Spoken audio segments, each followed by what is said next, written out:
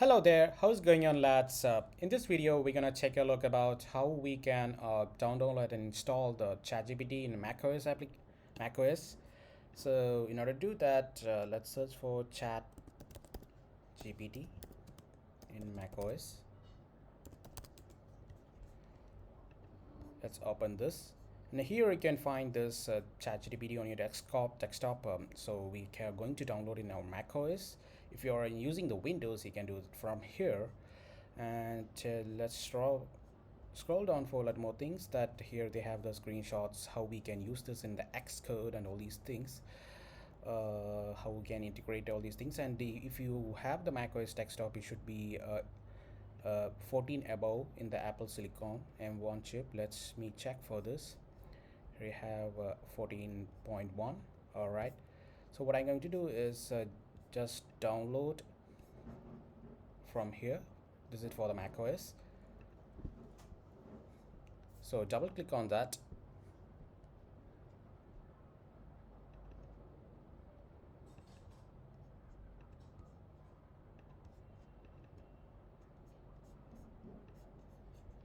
Here we go. Now I'm going to drag it in the application. Let me see in my applications folder.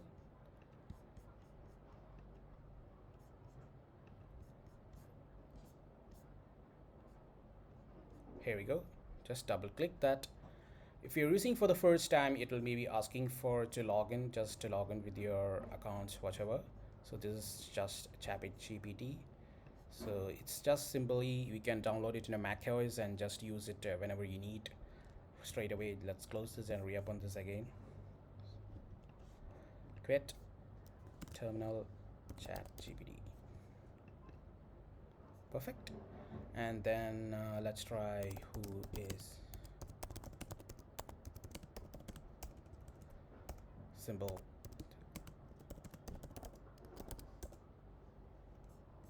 Let's see how it works.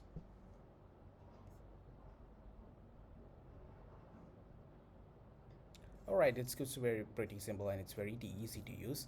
Now let's see how we can use this in Xcode. So I have here some specific code over here. So what I'm going to do is just going to copy this and just type in there option plus space at a time. Option plus space. Here we go. Here the chat.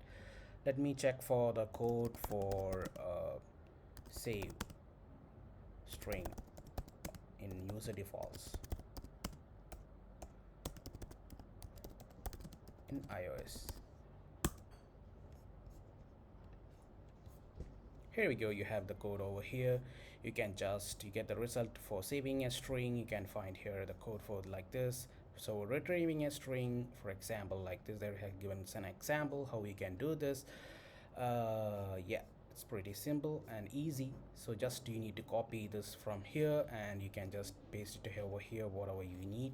Also, like this are an examples of these things. And if you want, let me try some other thing like go for validation for login with username and password in Swift.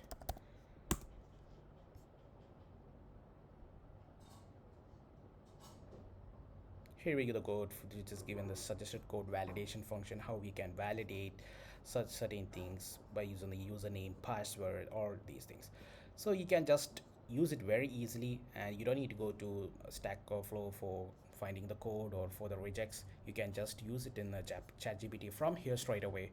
It's very easy and simple, so that you can just copy it and you can just paste it in your code straight away like this. Just copy it, and if you want to paste it in your Xcode, you can just need to close this and paste this like this. Very easy and simple. All right, so there is another part of this, and if you're going further, there you can find work with apps on the macOS. So it's an article. I'll be providing this link in my video description. It's very easy, and by further reading on this article, what I find is how to work with apps. They have given clear picture on about how to work in ChatGPT chat, how to add those integrations. Actually, you need to have there will be icon over here. When you tap on that, you can get a pop-up over there like this, and you can add apps whatever you have in the MacBook or laptop or whatever you.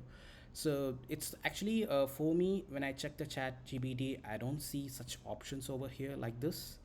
This is because I'm using a free account, and it's clearly said that work with apps is currently available only for the ChatGPT Plus and the team users.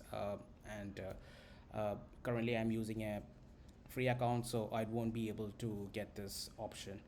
But we have another thing is, if you go to the settings also, in further they're telling that if you go to the settings, if you have a team user or if you have a paid account, then you can go to the settings and ChatGPT, go for settings, and here there will be work with apps option after this chat bar, and there they can enable, you can enable that so that it will be showing a icon over here, and you can add apps whichever you like.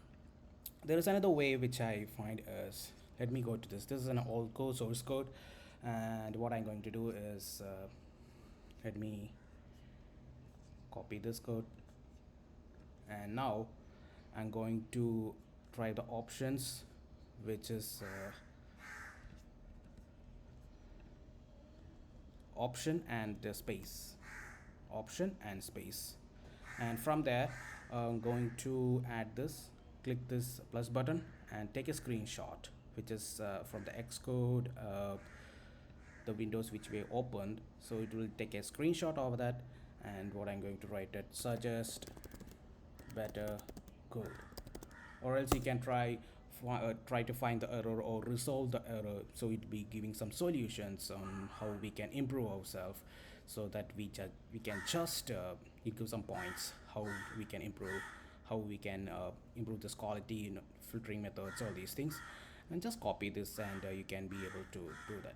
And the one more thing is, if I'm going to here close this, I'm going to find error in case to suggest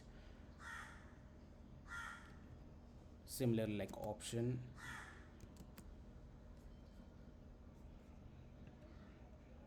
take a screenshot from this Xcode, find the error from this code.